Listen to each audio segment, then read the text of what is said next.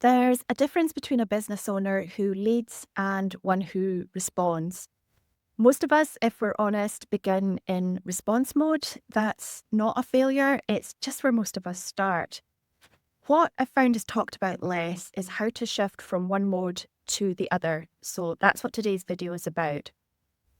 There's a version of running a business that has you constantly working and adjusting and pivoting and starting again.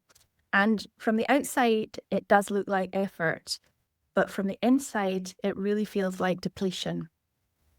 Effort and leadership are not the same thing, and it's the gap between those 2 points where many businesses stall. So today I want to talk about reactive business ownership and what it actually looks like.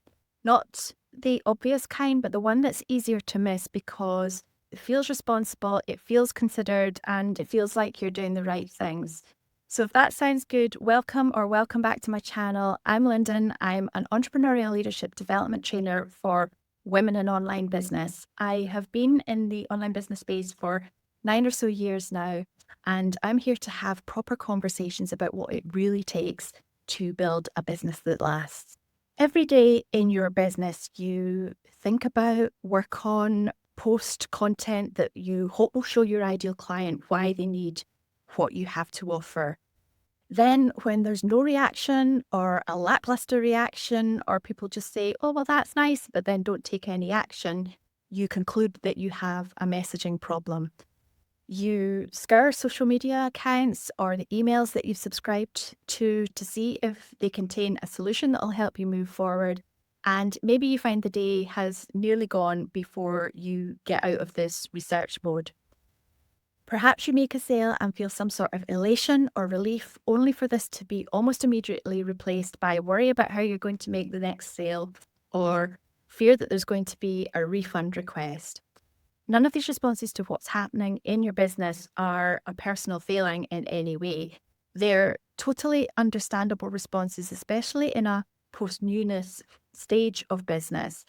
But if it becomes the normal way of running a business, it has a real commercial cost. The key shift that we need to make as business owners is to objectively react to data, because that's leadership, instead of reflexively reacting to the discomfort of silence on social media or the desire to seek the right answer from someone else or through masterclasses or freebies galore, or the fear that sales are a fluke or going to be rescinded, because that's not rising up to meet your business and what it needs from you as its owner.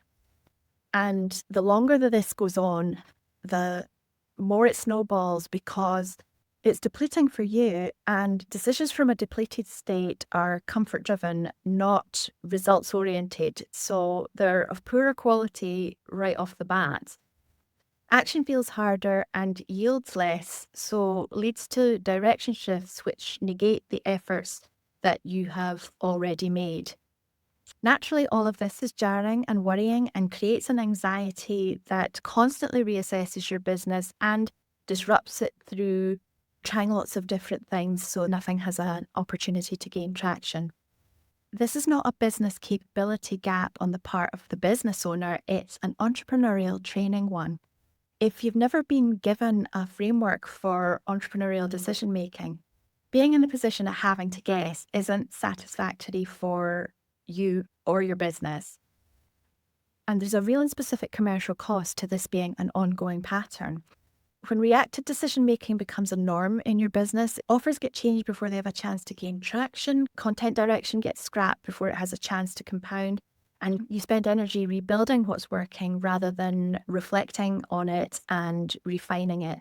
And the impact of this is that revenue feels inconsistent, not because the business doesn't have potential, but because its direction keeps shifting. This reactive way of operating doesn't just slow business growth, it takes away the chance of progress in the same timescale that consistent directed effort might have created. So what does decisive leadership in online business look like? Having the confidence and regulation in your nervous system to make a decision on the information that you have available, instead of wishing or waiting for certainty or a guaranteed outcome before committing to a course of action. because you know that the gap between action and result, what's popularly called the messy middle, is a feature, not a bug. Nothing's gone wrong. It's just the lag time between quality input and output. It's the way that that lag time feels that is the bit to manage. Decisive leadership isn't about being immune to doubt or human feelings. It's about recognizing them for what they are and knowing that clarity comes from inside your business, not from other people's marketing. So you're then able to manage the impulse to act on every suggestion that you come across. And over time, this is what becomes possible commercially. When decisions are clear and consistent and you follow through, effort starts to compound rather than resetting. Content builds on content. You see where you can refine and improve your offers instead of replacing them completely. And your audience begins to recognize you for what you have to offer. So you can start to create revenue based on a body of work rather than it feeling like random results here and there that you have to figure out how to repeat. And that's a fundamentally different business to be running. It doesn't happen overnight and it's not a guarantee, but it becomes structurally possible in a way that reacting doesn't allow. And the variable that changes is the way that you operate, the way that you approach your business. That's where the work lies. That's the variable that's changing rather than the strategy or tactic. Here's what it's worth asking yourself. What's your first instinct when things aren't going your way in your business? Is it to blame yourself? Is it to blame external circumstances? And by that, I mean the way that the online business space operates, for example. Do you blame your strategy and start efforting over what different way might work better? How many times this year have you changed something, a platform, a message, an offer? Not because you had clear evidence that something wasn't working, but because the uncertainty around whether or not it was became too uncomfortable. There's absolutely no shame in either answer, but it is worth being honest with yourself because the answer tells you the place that you're operating from, whether it's internalized or outsourced authority. The former being the one that we want and the latter being the one that we tend to default to. The shift from being reactive to decisive isn't a personality change, it's a skill development, it's trainable. But what changes when you lead from decisiveness isn't just how your business feels, although it does feel different. What changes is the commercial direction and what becomes possible when you have a consistent direction and sustained action, sustained output and effort that has the chance to compound. If you recognize this as a pattern in your business, if you can see that any issues you're experiencing are not capability but an operating mode, then I've built a specific first step for you. It's for women who are past the beginner stage in online business, who have already invested in strategy and who are now ready to work on the layer beneath it.